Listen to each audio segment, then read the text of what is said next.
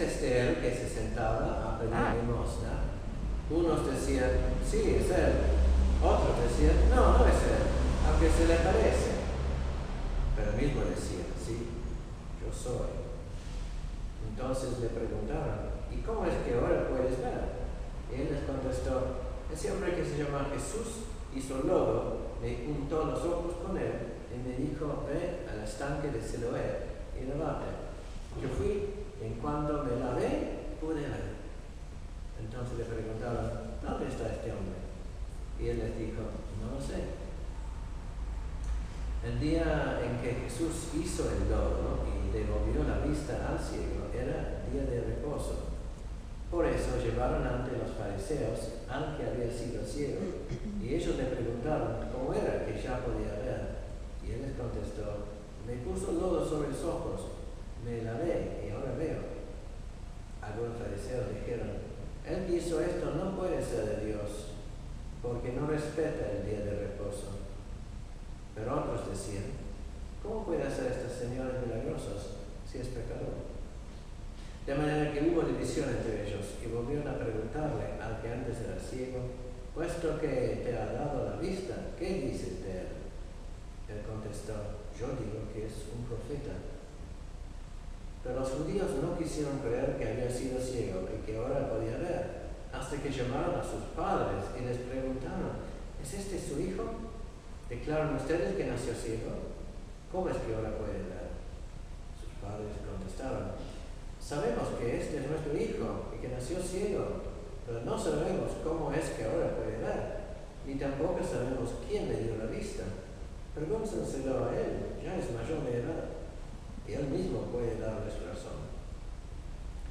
Sus padres dijeron esto por miedo, pues los judíos se habían puesto de acuerdo para expulsar de la sinagoga a cualquiera que reconociera que Jesús era el Mesías.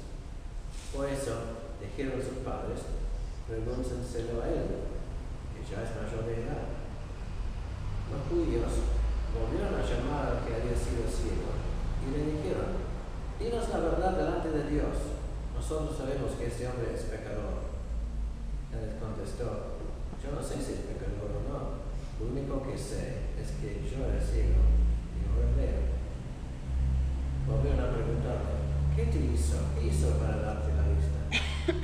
Les contestó, ya se lo he dicho, pero no me hacen caso. ¿Por qué quieren que se lo repita? ¿Es que también ustedes quieren seguirme? Entonces le insultaron y le dijeron, tú sigues a ese hombre, pero nosotros seguimos a Moisés. Nosotros sabemos que Dios le habló a Moisés, pero ese ni siquiera sabemos de dónde ha salido.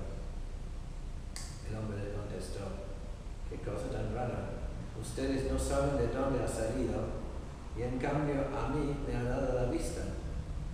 Bien sabemos que Dios no escucha a los pecadores, solamente escucha a los que lo adoran y hacen su voluntad. Nunca se ha oído decir de nadie que diera la vista a una persona que nació ciega. Si este hombre no viniera de Dios, no podría hacer nada. Le dijeron entonces, tú que naciste lleno de pecado, ¿quieres darnos lecciones a nosotros? Y lo expulsaron de la sinagoga. Jesús supo que habían expulsado al ciego, y cuando se encontró con él le preguntó, ¿crees tú en el Hijo del Hombre? Él le dijo, Señor, dime quién es, para que yo crea en él. Jesús le contestó, ya lo has visto, soy yo con quien estás hablando. Entonces el hombre se puso de rodillas delante de Jesús y le dijo, creo, Señor.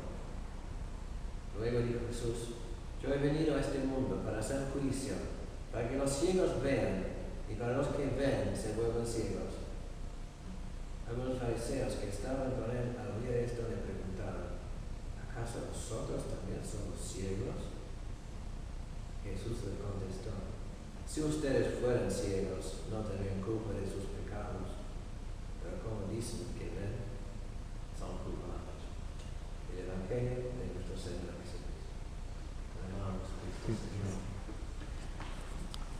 Pero quisiera empezar con una pequeña prueba de sus memorias. Como no tuvimos una primera lectura del Antiguo Testamento, la escuchamos, pero hay una frase que tal vez sirva para identificar para ustedes cuál es en verdad la lectura del Antiguo Testamento. ¿Les suena o no la frase: el hombre ve el exterior, mas Dios ve el corazón? O el hombre se fija en las apariencias, pero yo me fijo en el corazón.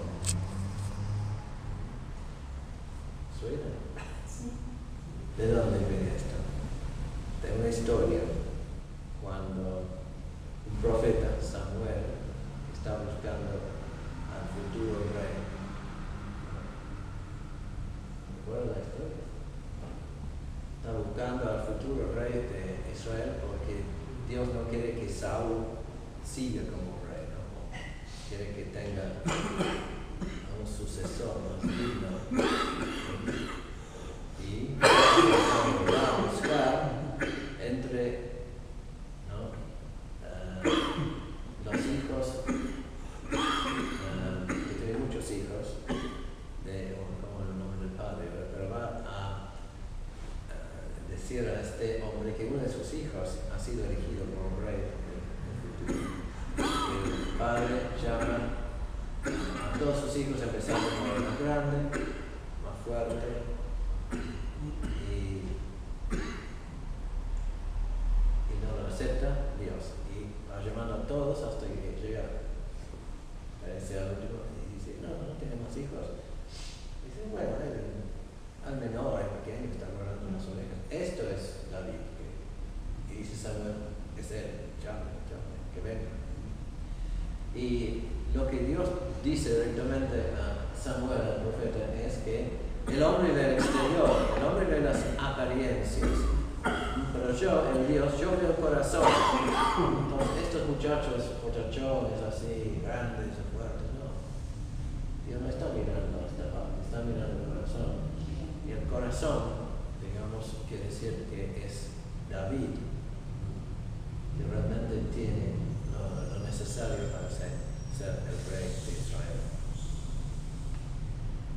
Entonces el problema de Samuel es que cuando aparecen los hermanos de David, él ve el exterior y nada más. Y tiene su reacción enseguida: es: no, tiene que ser esto. Y Dios dice: no, equivocado como 4 o 5 veces con todos los otros hijos. Dios tiene que decir: en realidad es es David, es el más pequeño. Y eso realmente es una otra advertencia para nosotros, para no confiar en las primeras reacciones a las cosas, sino a hacer una pausa, que tendremos que aprender a ver con otros ojos cuando estamos viendo. Y buscar a Dios en el momento actual, no después. O sea, tenemos que estar dispuestos a cuestionar a veces nuestras creencias y nuestras convicciones de toda la vida. ¿Y por qué? Porque no podemos empezar a ver o a entender algo si empezamos con una reacción enseguida. Y muchas veces nuestra acción inmediata es una acción negativa. Decimos no. Decimos no. Y eso es lamentablemente una mala costumbre, porque tenemos que empezar, si somos discípulos de Cristo, siempre con un sí de aceptación básica, sin a veces etiquetar, analizar o categorizar, ¿no?, demasiado rápidamente, porque esa es nuestra tendencia. Decimos: es el bueno, es el malo. El mundo es así, dividido entre los buenos y los malos, y nosotros elegimos muy rápidamente a veces. Y en realidad tenemos que dejar un espacio abierto en nuestro corazón, nuestra mente, un espacio de incertidumbre, de no saber todo, porque el ego, nuestro ego, siempre prefiere una reacción definitiva, ¿no?, inmediata, una reacción muchas veces de ataque o de defensa de nuestro ego. Porque el ego tiene miedo. El ego existe una pérdida o amenaza cuando las cosas quedan en suspenso.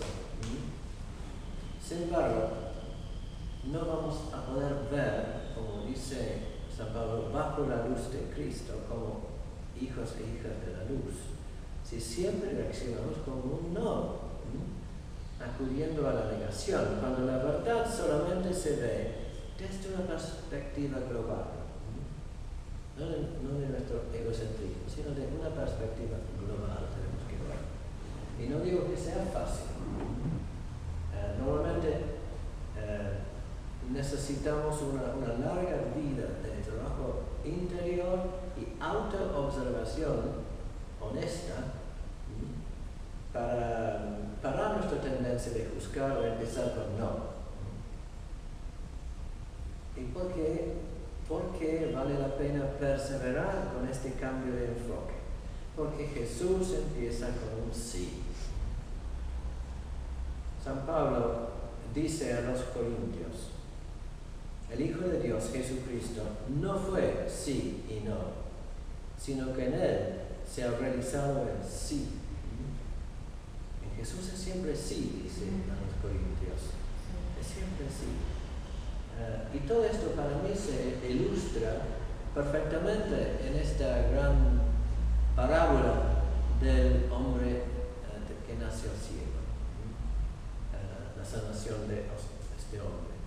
Porque no es solamente un milagro es un milagro, pero la importancia de esta historia queda en su enseñanza espiritual, en lo que simboliza, lo que transmite a nosotros como enseñanza sobre nosotros y sobre Jesús.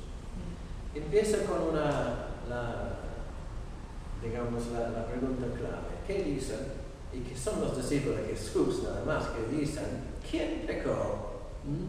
¿Quién pecó? Porque la ceguera debe ser la culpa de alguien. Hay causa y efecto, blanco y negro. Y esta es la reacción de una ortodoxia religiosa en un mundo dividido supuestamente entre los buenos y los malos. Es así, alguien es responsable, alguien tiene la culpa. ¿Fue él? ¿Fueron sus padres? Así es la visión del mundo que tiene mucha gente, ¿no? Pero una vez efectuado el milagro del cielo, las reacciones no tardan en manifestarse entre aquellos que no pueden ver la obra divina, sino solamente un transgresor de la ley. El hombre realmente muestra mucho valor en persistir con su testimonio. ¿Y qué pasa cuando persiste con su testimonio? Lo echaron fuera. O sea, lo hicieron lo que temían sus propios padres. Fue excluido de la sinagoga. Pero para el hombre vale la pena, porque veía no solamente con sus ojos materiales, físicos, ¿no? Ese fue el milagro. Empezó a ver con los ojos espirituales, ya que creyó en Jesús y lo adoró. Enseguida, no fue la semana siguiente o el día siguiente. No, creyó en Jesús y lo adoró. Porque él había aprendido la lección básica, el sí de aceptación primordial, el sí a Jesús. Muchas veces vemos lo que estamos listos para ver, lo que esperamos ver, hasta lo que deseamos ver. ¿Por qué hay tanta gente que ve los platos voladores? Porque quieren verlos, entonces los ven. ¿No? Muchas veces es así, lo que queremos ver aparece. En la Edad Media fueron ángeles, gente veía ángeles por todos lados, porque querían verlos. Porque hay una influencia mutua entre sujeto y objeto, una ida y vuelta que afecta el resultado final, afecta lo que al final vemos. Así, por ejemplo, los investigadores en el mundo médico utilizan placebos. ¿Sabes lo que es un placebo, no? Un placebo es un no medicamento que se da con el medicamento real para ver la reacción de los pacientes. Y es así, porque nuestra actitud, ¿no?, va a afectar el resultado final del medicamento. Y por eso no empecemos con una actitud negativa, porque probablemente vamos a recibir de una forma una respuesta negativa. Pero si comenzamos con una actitud positiva, acogedora, abierta, será más probable que recibiremos un sí como respuesta. Y vamos a poder responder con un sí cuando seamos capaces de ver correctamente, cuando nos demos cuenta que nuestra manera de ver es lo que vemos. Y viendo claramente vamos a poder estar plenamente presentes, sin miedos, sin juicios, sin sesgos. Como dije, no es fácil, eso implica un trabajo duro para el ego y las emociones relacionadas con el ego. Y mucha gente preferirá quedarse en lo conocido, en lo cómodo, en lo no cambio. Yo en realidad, preparando esto, me di cuenta que justamente ayer había caído en la trampa. Es tan fácil.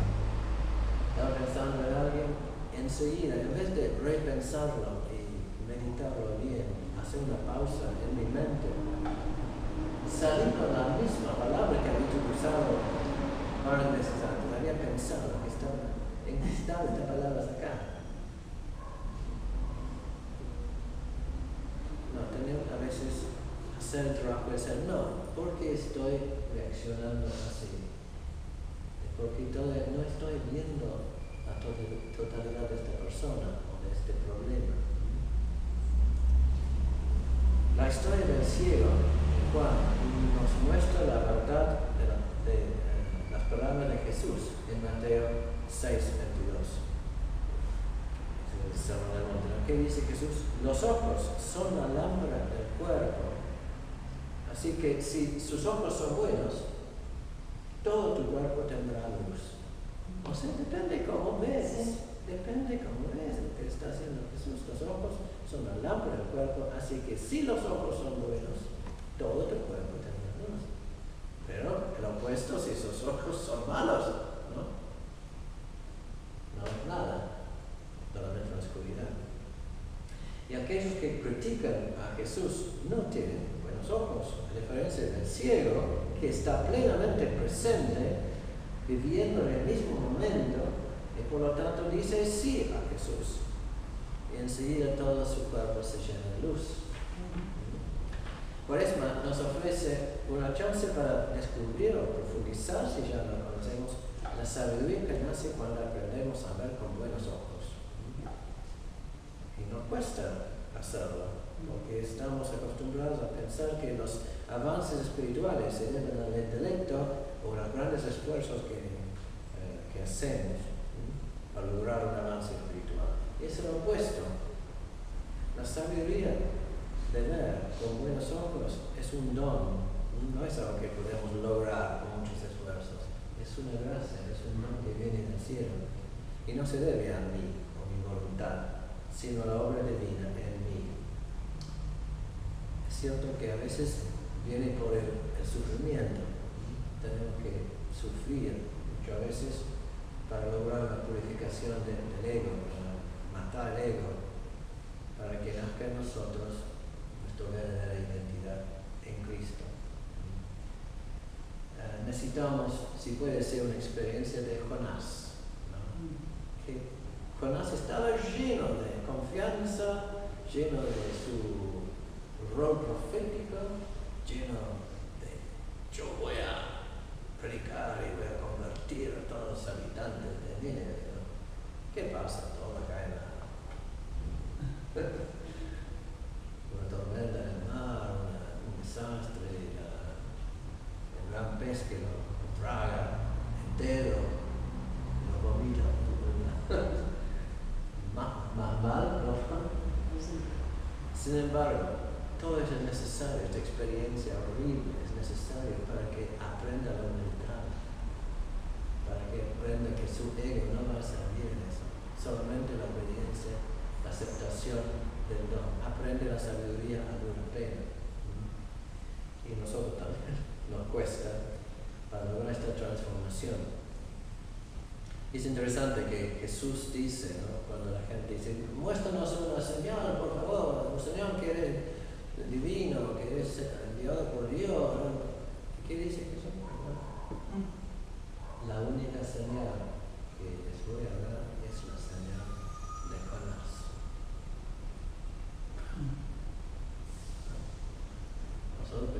las señales y dice, Jesús, la única señal que le voy a dar es la señal de Jonás.